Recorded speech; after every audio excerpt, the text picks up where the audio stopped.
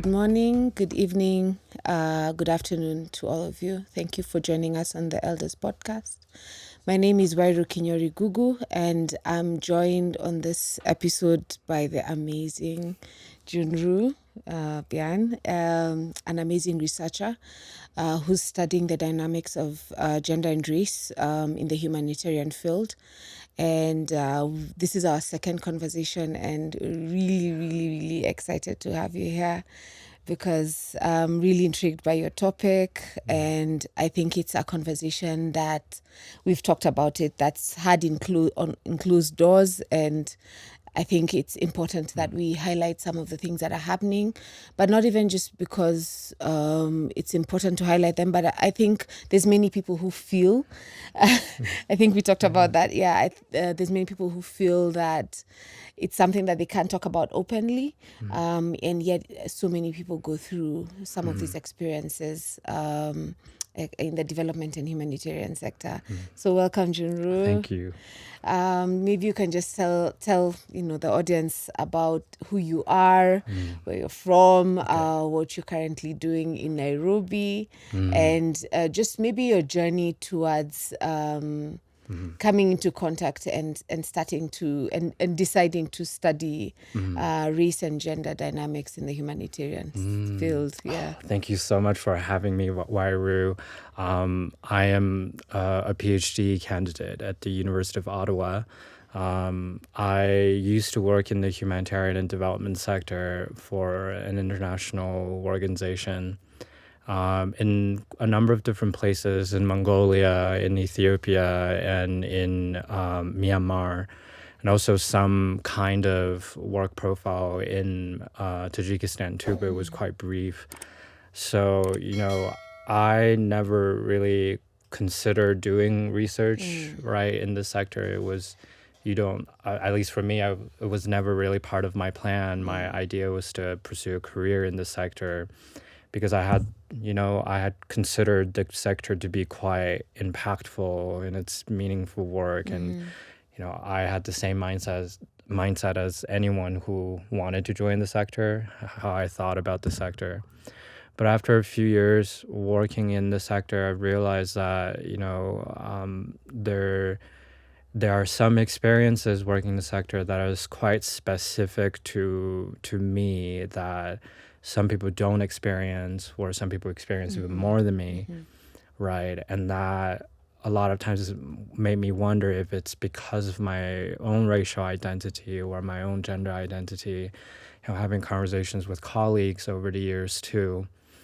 But at the time, there were really no available academic research that I could read on to understand the sector or what I'm going through.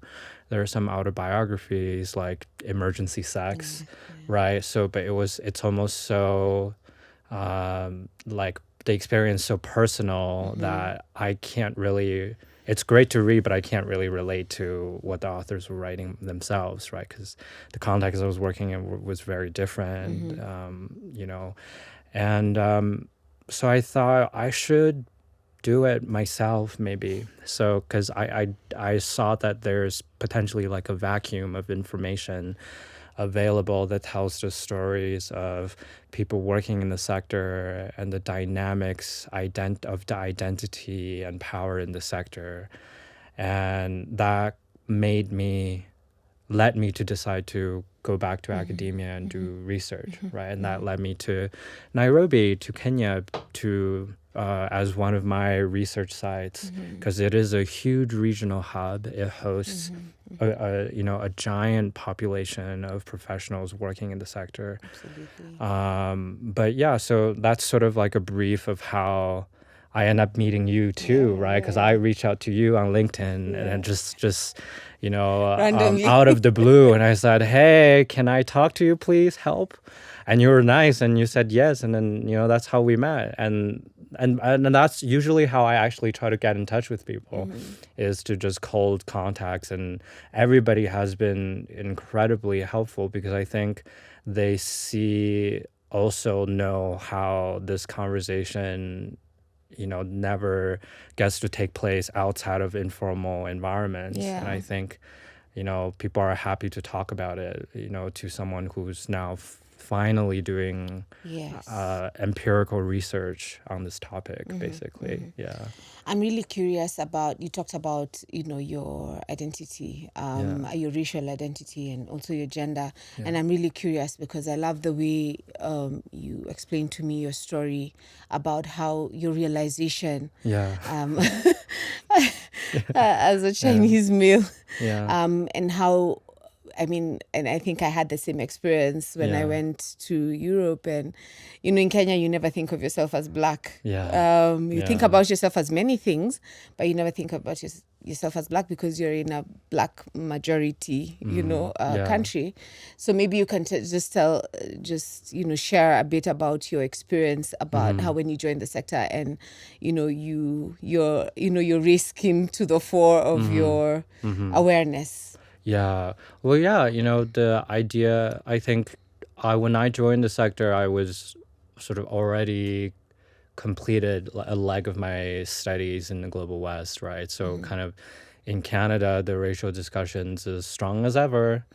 And you sort of carry that kind of, but I was also young and I had sort of some idea about race, some confusions, but I genuinely didn't think that it would spill over to my own experience working in the sector, right? Because remember, I'm still kind of like, oh, you're do good, like I'm making an impact, but then showing up, getting introduced always as Junru from Canada, but yet I am a Chinese citizen, right? Like I did come from Canada, like by plane, right? And so that was always something, you could, for me, I always found that I was being introduced to be as Western as possible. Because I think at the time, my first contract in the sector was 2017, right? So it was like quite before. It was 2016. So it was almost 10 years ago. And at the time, I think I remember feeling that being expat is being from a place of privilege, right? In the sense that, like, you really do kind of want to milk your expatness Yes. for the legitimacy that it gets you. Like, Yeah, I didn't yeah, understand why. I didn't understand why I'm not introduced as Chinese. I'm always sort of like kind of be like, this is someone from the global West. But then gradually you understand why, right? And every time I can't really speak for other people, but I've talked to people for my interviews and learned that they share this experience. But even for myself, every time I'm in a new country mission and I walk into an event or a function, and especially I think it was more pronounced in Myanmar and Mongolia because I look like people from there, right? So you could feel the difference between how you are getting treated before people know that you're an expat staff and afterwards, right? Like, because people look at you and they would assume that you're a local staff or you're from here or you're a server, yeah, right? And then you then get introduced by your Canadian, European colleague or supervisor as, oh, this is our other staff, expat staff from Canada. And then you see sort of the attitude change, right? And and there's nuance to it. But at the time I was thinking, okay, is it just me? Like, is it, am I being problematic, right? Am I thinking too much into it? But now, after all these years kind of doing research, it's something that's very covert, very hidden. So definitely, I think this personal experience drives sort of within later on how I decided to present myself both in the sector and also why I come to do this research. Yeah. Right. Yeah. Absolutely. Okay, so you've done your research in like 3 countries that have big humanitarian programs. Yeah. And I can imagine like you've spoken to quite a number of people. Yeah. Of I guess both genders or Yeah. but yeah.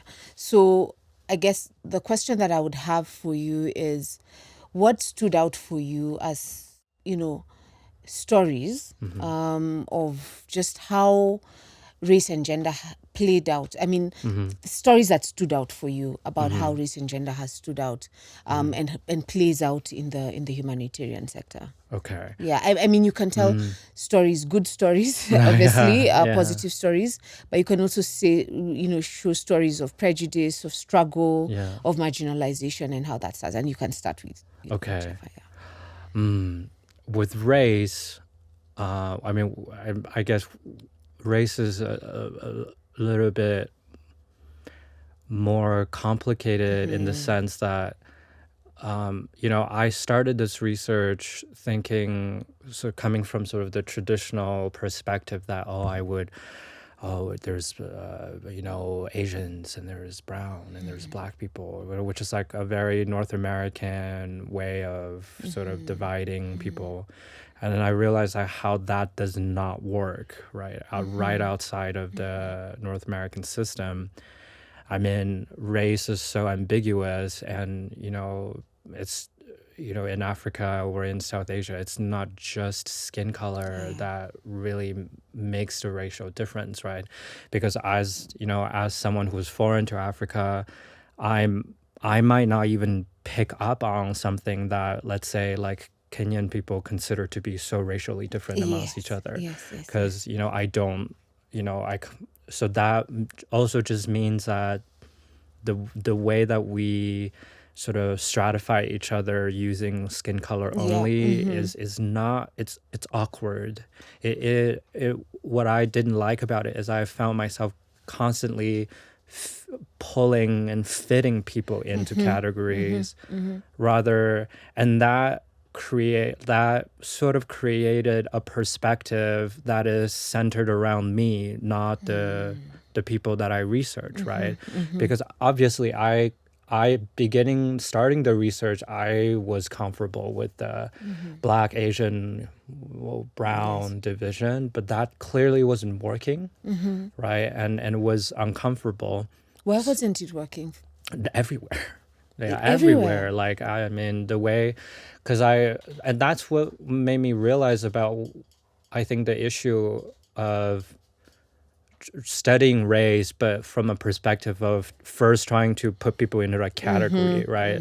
So then I kind of pivoted to understand, instead of trying to come up with like a system of division that categorizes different people into different racial profiles, because, in Chinese people don't think like South Asian people are like, we're in the same racial category. There are these kind of delicate discussions. So instead, I just try to focus on the mechanism of race making. So how do we racially differentiate with each other? How do we define ourselves to be different from each other racially, right? So race, instead of skin color, the conversation then shifts into a difference that is so big that it's unbridgeable, right? So we're so different that you cannot possibly be me and I cannot possibly be you. So the logic of race making is that, right? So colorism starts to make sense is because, I mean, like, you can't change your skin color. That's true. So that's something that's about unchangeable difference, right? But then you also see in a lot of other contexts outside of like immigrant-based countries, migration-based countries, that these immutable, like unbridgeable difference is not skin color based. It could be tribal. Yeah, it could be. It could be religious. It could be ethnic. It could be a political party. Absolutely. So it could be, and sometimes I've had interviewees tell me that like gender can interestingly be considered as a racial category. Really? Because men and women, like biologically, like that's the person, their perspective, right? Like then we can think about that later. But even for some people, like they think that is also like a racial category, that women are of a different race from men, right? Which is, you meet everybody in the world.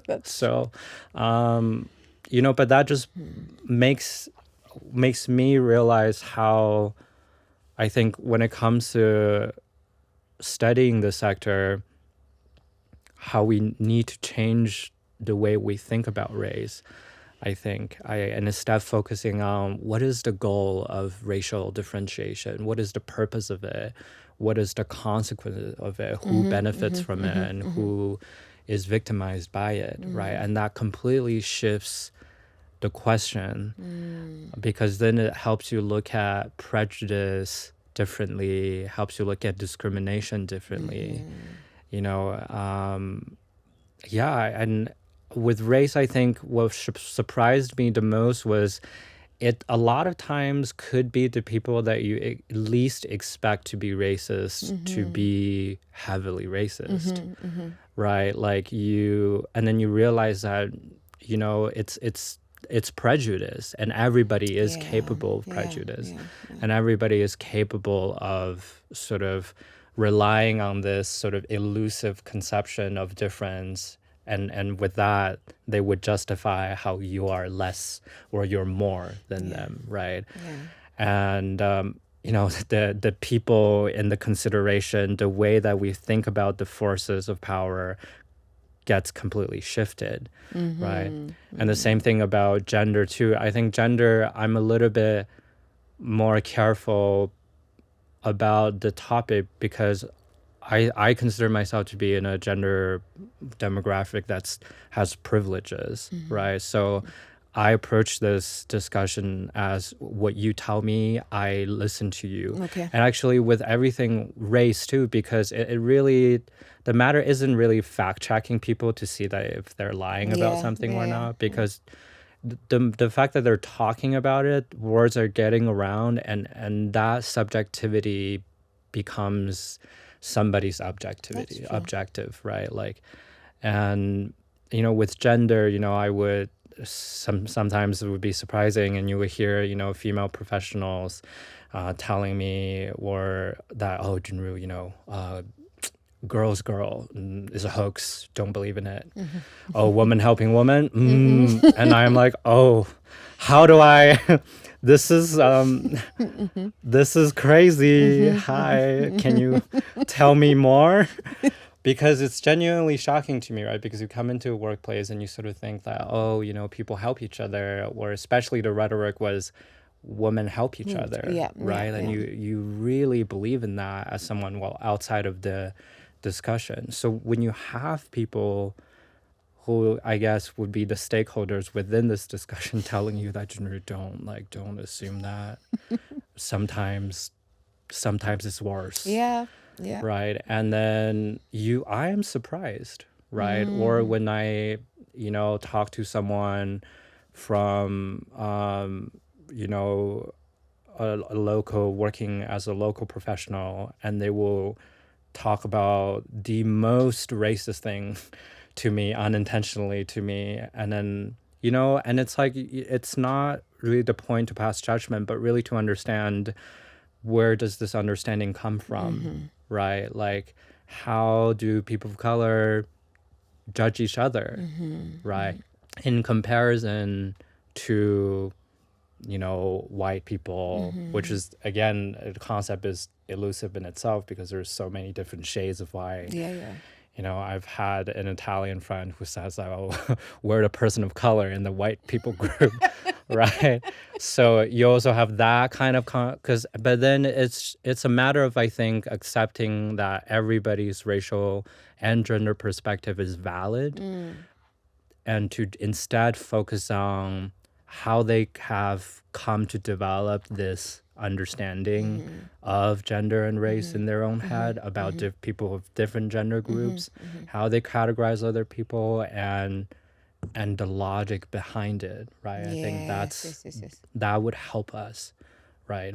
So and to answer your question, to come back, I think because of that, there's really no like necessarily positive or negative stories, but instead is just understanding, like surprising discoveries about how people understand race. Okay, tell or me understand like a gender. couple of surprising ones, like some that you are like, okay, I did not see that coming at all. Right. Okay. Because of course there's those that you were like, okay. Yeah, exactly, right? Because the idea is like, you know, oh, we have, too many global West professionals in the sector, and decolonization is happening, you know but when you think about it, like, so the entire, let's say, localization debate is expat versus local. Yes. Right? So the idea is where locals are good at doing this, and the expats, why are you guys here? Yeah. Right? Yeah. So, but then we sort of pick apart, because the expat as an idea is quite elusive, because international doesn't exist as a physical space, right? That's true. So the more you kind of ask people, you're like, okay, well, what about expatriate professionals that you're not happy with, right? Talking to, because I've talked to a lot of like national staff, like rural local staff, like a lot of them are non-international staff, like they've grew up in the context. in the context. And they would say something like, they would be talking about, let's say, a European or an American professional would say, oh, they come from. I remember talking to someone, they say, oh, we have this advisor, she from France, and she, brought her little project. I think it was a project about civil engineering, about like housing and trash waste management. She's like, oh, she bought this. Her little fancy project from Strasbourg, and she would think that it would work here. She doesn't understand that like people build their houses on trash here. She cannot even. So a lot of this kind of rhetoric, right? Oh, you come from privilege and you don't understand. How could you possibly understand what we're living through? So you have this rhetoric, but then we have to admit that there's also a lot of expatriate staff who are not from the global West in this sector. I think what we don't know is there's actually quite a lot of them, and I would say a good number, right? And you would see, I think in Africa, you would see a lot of Indian professionals being in leadership positions, and then like you have everywhere. You have you have Zimbabweans in Nairobi, you have Kenyans in Zambia, in South Sudan, exactly. And then in Bangladesh and South Asia, it's a lot of African professionals working in expatriate positions. Absolutely. Wow. Right? Like, but then I was interviewing someone from Africa who worked in South Asia. And he was like, Junru, like, when I first came here, the first week, my team asked me, why are you here? You're from Africa. What do you have to bring? Like, isn't your own country falling apart? Like, what do you have to offer? Okay. Right? So, then you see another, again, like there's no point of judging that, but to understand, once again, the logic of then why this type of expatriate professionals, not from the privileged part of the world, how they are delegitimized, right? And then you see the logic is you come from underprivilege. What do you have to offer? You don't know what it's like to be developed, right? Like what do you have to offer? So essentially, the rhetoric when you look at it is actually no expats are judged by their expatness, but rather also by where they come from, the localness that they come from. So the debate is rarely, I think, is not an expat versus a local debate, but a debate amongst different locals. The local of Europe, Strasbourg, Paris, where you're from, right? Or the local of, if you're from the Kibra slum, or if you're from Zimbabwe, that's a local, right? So people judge you by your localness, right? And that is a complete, when you think in terms of that kind of logic, you dismantle sort of the binary of expat versus local. And in fact, it's just locals versus locals in that sense. Right? So you're perpetually judged by your localness, even if you're an expat staff. Yeah, for sure. Right? And that brings a lot of new conversations about, who gets to be the legitimate local, who gets to be the expert in this discussion, right? Same thing about race. I think you can definitely still have incidences where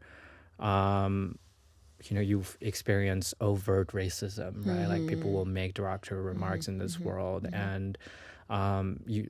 But a lot of times it becomes more Subtle. subtle, Yeah. and you can't quite catch that. But then a lot of times people make these racialized assumptions also they don't realize it themselves, like they Yeah, for genuinely sure. don't think that they're making it. But then you wonder then why they still have this impression, right? So I was talking to someone who sort of was working in Bangladesh during the time when Bangladesh was, the UN kind of declassified Bangladesh from an emergency context to like a more development context. So there's sort of, according to, so that's what they told me, right? So okay, you have to remember that like I'm someone who would listen to other people and kind of believe what they tell me, right? Because then this person would say, the UN would have sort of a system of grading for emergency context. And, the higher the grade, the more you get paid, the positions are higher, right? Like, so Bangladesh, during its heydays, it was, the place that gets money in South Asia, one of the biggest operations, biggest amount of funding because of the Rohingya refugee issue. And it was an emergency context, quite highly categorized. So at least when you look into the UN, let's say a program officer position or a program advisor position would be P3, P4, Wow. which is high, Yeah, right? yeah, Because okay. P1 is low, and then you move up, right, for an expat positions.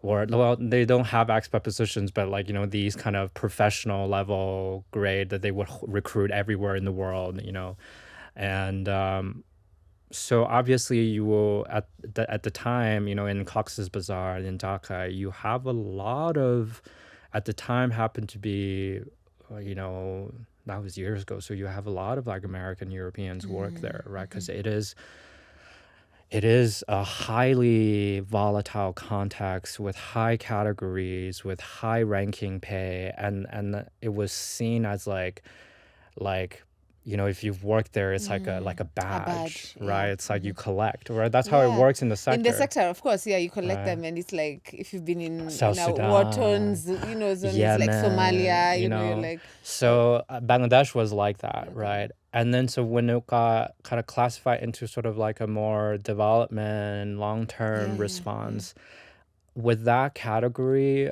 the position professional categories will downgrade too. So the program advisor position that used to be a P4 is now a P3 or P2, right? The pay is less. There's maybe less quote unquote benefits, where there will be no danger pay anymore.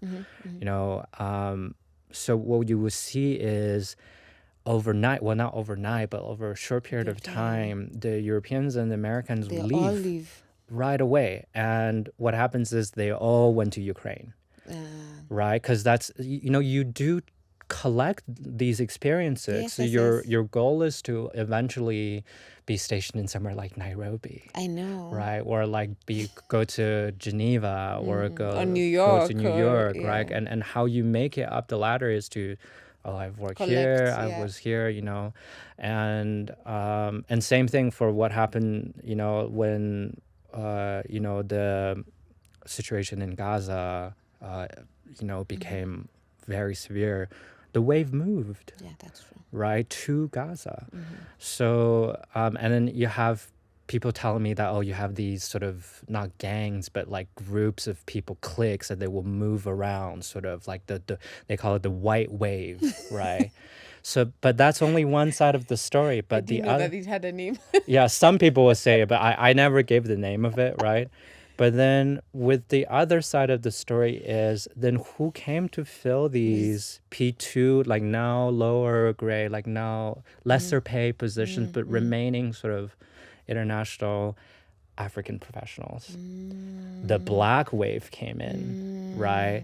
And no one is saying black people are worse. No one is saying that. Like, no one is saying, okay, white people are better. But then, because of time and place, it signaled that when when the black professionals, African professionals came in, that's when funding is being cut. That's when programs being wrapped up. So there's this association, right? So when the black wave comes in, your where the programs are... POC wave, where the Indians come, where the not white people come, you less money will come, right? So there's actually research written about from other scholars about how this works. Amazing. So that's why a lot of times national professionals, when they get non-Western and non-white leadership, they're genuinely concerned because in their experience and in what they've heard, that means less funding. That means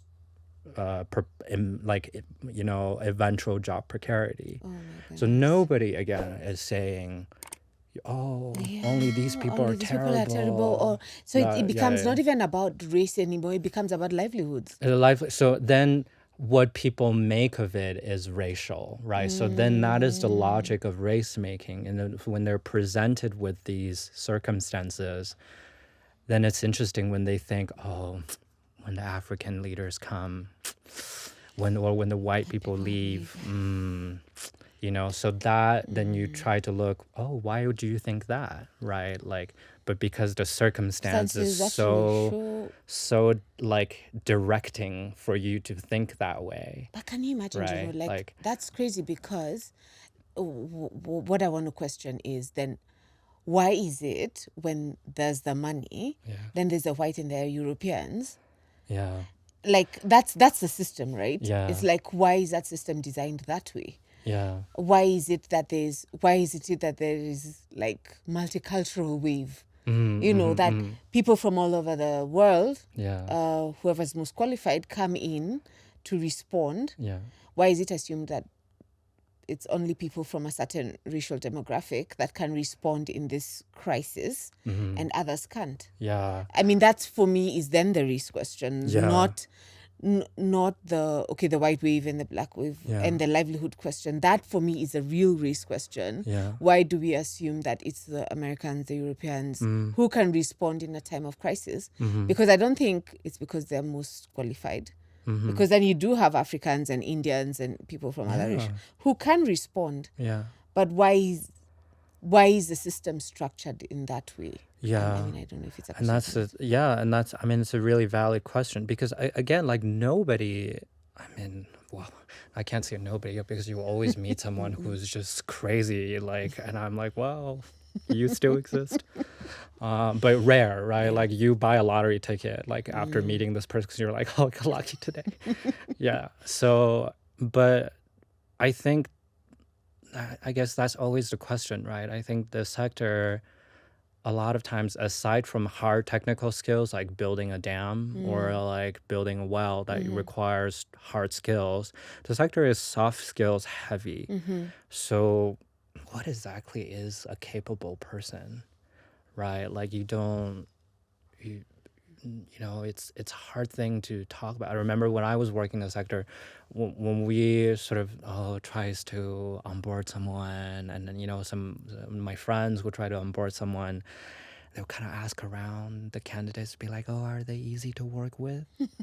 Right? Because we kind of we want somebody easy to work with.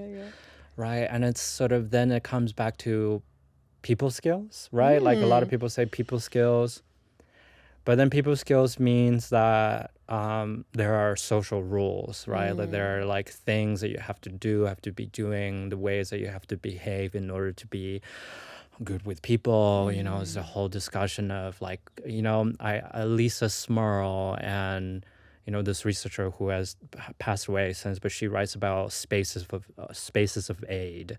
So where people get exclusive access to things, and then there's other peace building and peacekeeping researchers, this incredible researcher at Columbia University. Her name is Sevkin Otsar, and she writes about how in the peacekeeping world there are exclusive bubbles of spaces that you only certain people can access, and it's in there that you get information on just on anything, Yeah. right?